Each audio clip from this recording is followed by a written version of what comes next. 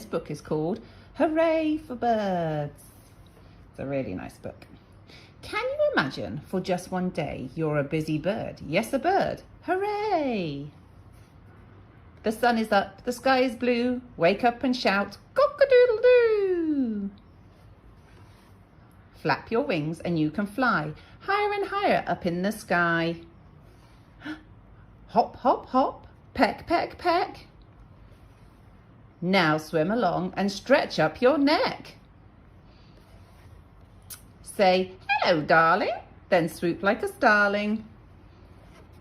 Swoop up, swoop down, swoop round and round. Scratch the ground with your feet, catch a fly with your beak.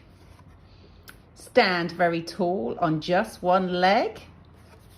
Say, cluck, cluck, and lay an egg. Oh, look at the egg.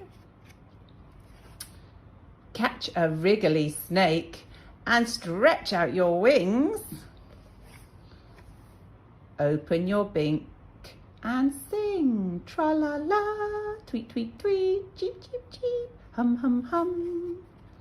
Waddle like a penguin in the snow. Run like an ostrich, go, go, go.